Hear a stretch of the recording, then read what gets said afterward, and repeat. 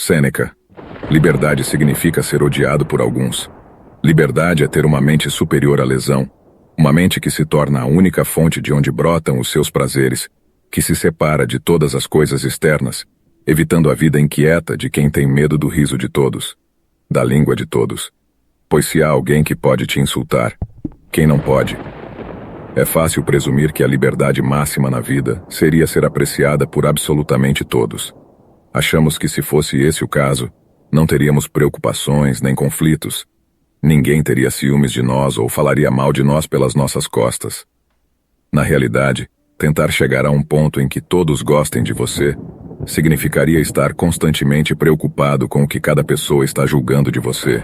Significaria viver sempre para satisfazer as expectativas dos outros, em vez de realmente fazer as suas próprias escolhas.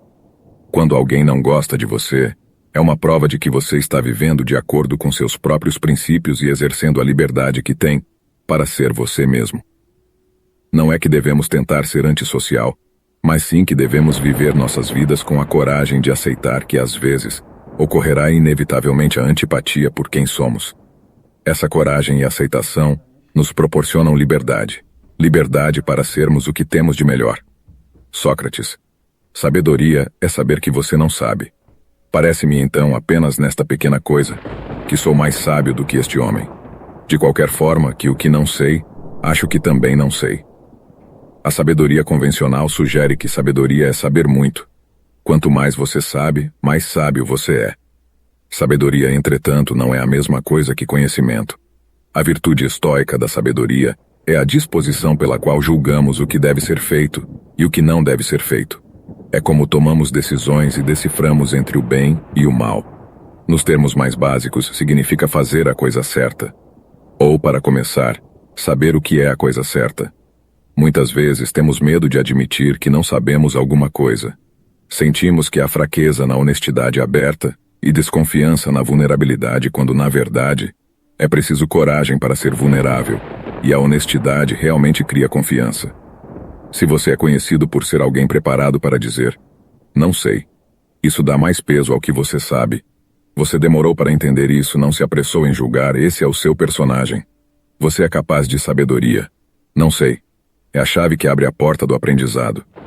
Sem essa admissão, a jornada termina e a sabedoria permanece adormecida. Ninguém pode aprender o que pensa que já sabe. Epicteto. Como você faz qualquer coisa é como você faz tudo. Não seja pretensioso. Apenas siga seus princípios.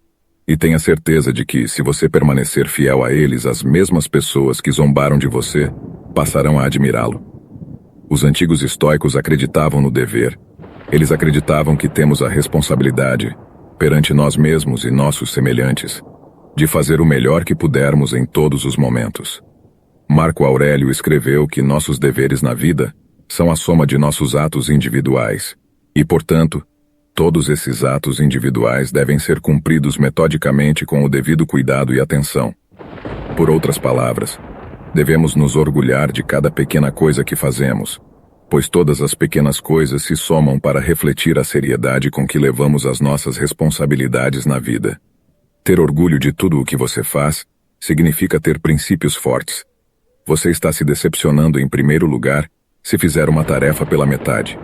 Por outro lado, quando você faz as coisas direito, quando faz tudo com o mesmo nível de esforço e comprometimento, você confirma repetidamente seu próprio caráter para si mesmo. Você pode ficar satisfeito com seus esforços e não se arrepender. Epicteto. Aceitar o destino não é o mesmo que ser passivo. Não procure que os eventos aconteçam como você deseja, mas em vez disso, queira que eles aconteçam e que sua vida corra bem. Como estoicos, procuramos reduzir o fardo dos acontecimentos indesejados, aceitando a sua ocorrência. Aceitamos o que aconteceu e fazemos o nosso melhor para compreender que isso estava prestes a acontecer. Esta é a essência de amor fati, que Nietzsche descreveu da seguinte forma: minha fórmula para o que há de grande na humanidade é amor fati. Não desejar outra coisa senão aquilo que é, seja atrás, à frente ou por toda a eternidade. Não apenas para suportar o inevitável, muito menos para escondê-lo de si mesmo, pois todo idealismo é mentir para si mesmo diante do necessário, mas para amá-lo. Um mal-entendido comum é equiparar essa atitude à desistência. Se aceitamos tudo, então por que fazer alguma coisa? Para apoiar este argumento, alguns usam a imagem de uma vaca sem emoção, parada na chuva, passiva e indiferente ao ambiente. Na verdade, aceitar o destino não é a mesma coisa que passividade. Aceitar o que acontece nos poupa tempo. Não sentimos necessidade de amaldiçoar o destino ou reclamar da nossa sorte quando praticamos amor fati. Não perdemos tempo desejando poder mudar o passado. Em vez disso, nos concentramos no que podemos fazer. Avaliamos o que aconteceu, decidimos qual a melhor resposta e trabalhamos ativamente para afetar as coisas que estão sob nosso controle. Ryan Holiday. Quanto mais você confia no ego, menos confiante você fica. Quando removemos o ego, ficamos com o que é real. O que substitui o ego é a humildade e a confiança são inabaláveis. Embora o ego seja artificial, esse tipo de confiança pode ter um peso. O ego é roubado. A confiança é conquistada. O ego é auto-ungido. Sua arrogância é um artifício. Quando olhamos para a conduta das grandes estrelas, aquelas pessoas famosas que estão sob os holofotes, podemos confundir confiança com ego. Vemos demonstrações de autoimportância, vaidade e até arrogância. E tudo isso parece uma autoconfiança inabalável. O que estamos realmente vendo é uma performance, um fingimento. Atos egoístas são aqueles de alguém que deseja desesperadamente ter confiança, mas não está disposto a conquistá-la. O ego busca o máximo de reconhecimento possível. É inflado pelos elogios e picado pelas críticas. A confiança é diferente. A confiança vem de nossos melhores esforços e não depende de resultados ou opiniões. Quando colocamos tudo na tarefa em questão, podemos aceitar humildemente que todo o resto está fora do nosso controle. O julgamento e a opinião não podem nos afetar. Isso é confiança. Sêneca. O que você suporta é menos importante do que como você suporta. Você deve saber que os homens bons devem agir da mesma maneira, para não temer problemas e dificuldades, nem lamentar seu difícil destino, para aceitar em boa parte tudo o que lhes acontece e forçar isso a se tornar uma bênção para eles. Não importa o que você suporta, mas como você o suporta. Coisas fora do nosso controle são muitas vezes a fonte de nossas perturbações, ou pelo menos as opiniões que formamos sobre elas. Não podemos escolher as circunstâncias em que nascemos, ou os pais que nos levam a essas circunstâncias ou a nossa aparência, ou a nossa altura e assim por diante. Poderíamos preferir que as coisas fossem de uma maneira diferente, mas em última análise não podemos mudar o curso do passado. Embora possamos ser lançados em circunstâncias que não escolhemos, sempre há uma coisa que podemos escolher: como reagiremos. Somos chamados todos os dias a fazer o nosso melhor com as ferramentas que nos foram dadas, para ver o que podemos fazer com o que temos de suportar. Se conseguirmos enfrentar este desafio com os braços abertos da coragem, poderemos provocar mudanças positivas para nós próprios e mostrar que a forma como respondemos é de maior importância do que aquilo a que estamos a responder. O que isso não significa é persistir cegamente em situações desesperadoras ou perigosas. Ao contrário de algumas interpretações, os estoicos não são avessos a evitar a adversidade se considerarem que esta é a melhor forma de agir. Não são as dificuldades que são desejáveis, escreveu Sêneca, mas a coragem para suportá-los. Epicteto, você não pode ficar mais inteligente até que esteja disposto a parecer sem noção.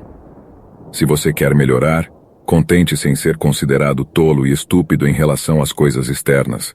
Não queira que pensem que sabe alguma coisa. E mesmo que você pareça ser alguém importante para os outros, desconfie de si mesmo. Em nossa busca por aprender e melhorar, a maior barreira que precisamos superar é a primeira: o medo de ser um iniciante sem noção, ou melhor, o medo de parecer para os outros um iniciante sem noção. Esta distinção é importante. Tente dizer isso em voz alta e você verá como é absurda. Não tentarei aprender algo novo porque tenho medo de parecer para os outros um iniciante sem noção. É um absurdo que nos contenhamos intencionalmente devido às opiniões imaginárias dos outros. Todo mundo tem que começar de algum lugar. Ninguém começa totalmente formado. Todos nós começamos de uma posição de ignorância e através de nossos esforços honestos melhoramos. Quem se importa com a aparência? Em Courage Under Fire, o relato de James Stockdale sobre seu tempo como prisioneiro de guerra, ele escreve: Não pode existir ser vítima de outra pessoa. Você só pode ser uma vítima de si mesmo. Tudo depende de como você disciplina sua mente. Não seja uma vítima quando se trata de seu próprio crescimento. Não se contenha. Não tenha medo de aprender coisas novas, marinheiro. Sêneca. A felicidade da busca supera a busca da felicidade. O filósofo Átalo dizia: é mais agradável fazer um amigo do que ter um. Assim como é mais agradável para o artista pintar do que ter pintado. Quando alguém está ocupado e absorto em seu trabalho, a própria absorção proporciona grande deleite. Mas quando se retira a mão da obra-prima concluída, o prazer não é tão intenso. Agora é do fruto da sua arte que ele desfruta. Era a própria arte que ele apreciava enquanto pintava. Muitas vezes estamos absorvidos na busca de um objetivo ou outro. Nossa motivação para continuar é o estado final de ter alcançado a meta, e acreditamos que a satisfação tomará conta de nós quando esse estado final for alcançado. O que geralmente acontece quando finalmente alcançamos esse estado final é que sentimos um certo vazio. A satisfação não durou, e agora precisamos de uma nova meta pela qual lutar. No estado de esforço, no meio da busca, lançamos nossas mentes muito adiante. Quando eu conseguir isso ou conseguir aquilo, ficarei feliz, pensamos. Adiamos a felicidade ou até mesmo a negamos através de nossos desejos ainda não satisfeitos. Só quando olhamos para trás é que percebemos que foi o processo que nos deixou mais felizes do que o resultado. Estar engajado em um trabalho significativo é o que nos dá propósito. Não é de um estado futuro sem tensão que precisamos, escreveu Viktor Frankl, mas sim do esforço e da luta no presente por algum objetivo digno de nós. Marco Aurélio. Admitir erros gera mais confiança do que parecer perfeito. Esteja preparado para mudar de ideia se alguém estiver por perto para corrigi-lo e orientá-lo para longe de alguma opinião infundada. Tanto na nossa vida profissional como na nossa vida pessoal, pode ser tentador tentar esconder os nossos erros para as pessoas ao nosso redor. Mas a desonestidade tem sempre uma forma estranha de voltar a atacar. Como diz James Altucher, a honestidade é a maneira mais rápida de evitar que um erro se transforme em fracasso. Aceitar a responsabilidade imediata por um erro e tomar medidas para corrigi-lo significa que você não está constantemente esperando por um tapinha no ombro, de alguém armado com evidências para expor algo que você tentou esconder. Não só isso, seja em um ambiente pessoal ou de trabalho, ser criticado por erros que você não admitiu ou pior, pelos quais tentou transferir a culpa, é algo que irá rapidamente minar a confiança das pessoas em você. Seguir uma política de responsabilização por erros significa que as pessoas podem ter certeza de sua integridade. Eles sabem que podem confiar em você e que se algo for sua culpa, você assumirá a responsabilidade. Ser franco e honesto também significa que há menos coisas para lembrar e menos coisas para se estressar, pois só existe uma versão dos acontecimentos. A sua versão, a versão verdadeira. A maneira mais simples de implementar esta lição é pensar em cada ação que você realiza da mesma forma que Marco Aurélio fez em suas meditações. Só faça a coisa certa, o resto não importa. Epicteto. Os acontecimentos não podem perturbá-lo, apenas os seus julgamentos sobre eles podem. As pessoas não se incomodam com as coisas, mas com a visão que têm delas. Alguns tentam argumentar que é possível que um evento nos perturbe objetivamente, em vez do nosso julgamento sobre esse evento.